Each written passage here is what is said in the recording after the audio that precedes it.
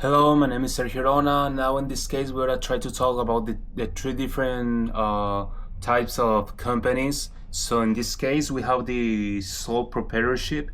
That it could be when you own one business, that is just you and the company. Like, I don't know, you have a store, you have a shop, you have a business that is like online. It could be a sole proprietorship because you are the only owner. It is I think that's the principal thing from the sole proprietorship, that you're the only owner. So advantages from this case is easy and inexpensive to establish. I mean, in the economic way, it's not expensive. I mean, if you are the only one that is like giving money to the company, it's obviously that is gonna be maybe hard for you. But it's not so hard like the big companies that pays like millions and millions and in taxes and documents and stuff like that. Minimal legal formalities. I mean, like the big enterprises, you don't have to give like a wall documentation or a law documentation for the government, or to open a store, or to be like careful of everything. Now, in these cases, you can open a business by your own self, and you don't have to give like a lot of documents and I don't know, like permits and things like that. Disadvantages: the business ends if the owner dies. I mean, if you die, because you're the only owner, and sometimes you're the only one that you're working, including if you have workers. If you die, the enterprise is gonna close because nobody's gonna is gonna pay the bills. So in this case, the business dies. Limited access to capital. What I say, like I said before, you just have your money. You don't gonna have money from other persons. So I think the money from you is the only money that the company is gonna have. So if you don't have more money, you're not gonna have more money for the business. Partnership, it could be two persons or more, like sharing the company. Like, so in this case, the advantages could be like shared decision making, that you don't gonna make the decisions alone in the company because you're associated. That is gonna be like you sharing all the things in the company. So in this case, you don't gonna make the decision by you alone. The other thing is easier to raise capital compared to a sole proprietorship.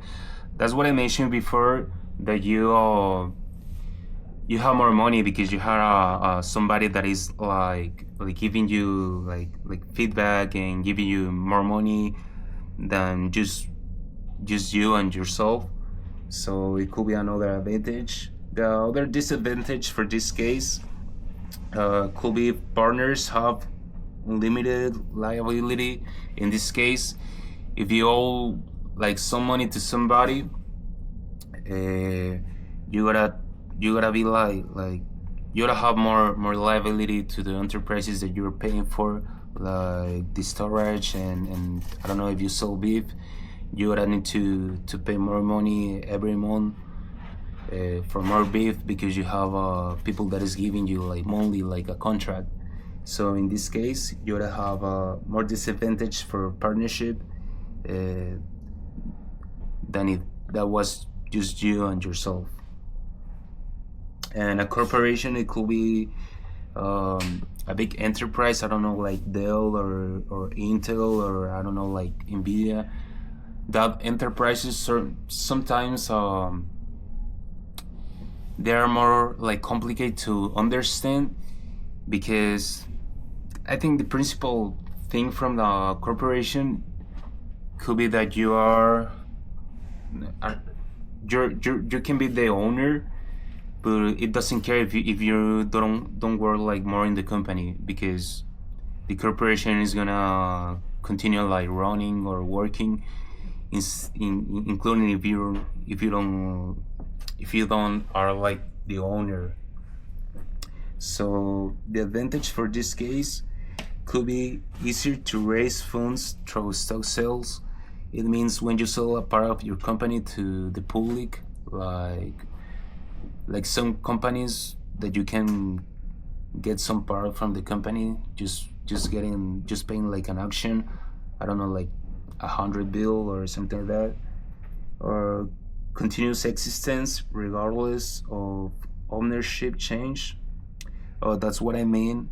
What I said before, the company doesn't care if you don't work more because you're the owner, but it doesn't care because there's a lot of people that is buying part of your company because your company is supposed to be like big, so you can sell a lot of actions on your company. So it means that the company is going to be divided in a lot of people.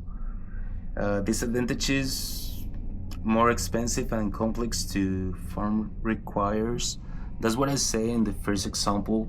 That is, you need to give a lot of documentation, a lot of documents for the government, like permits. If you gotta open a store, the government is gonna be behind you because you are a big corporation. So in this case, you need to give a lot of documentation for open a store or a shop or something like that. Double taxation, so you gotta pay a lot of bills, like I don't know, like the rent, like to the employees. You need to pay a lot of things. So the if you have a corporation, you gotta have a lot of money like being paid to a lot of people. It could be like millions and millions of dollars. So that's it.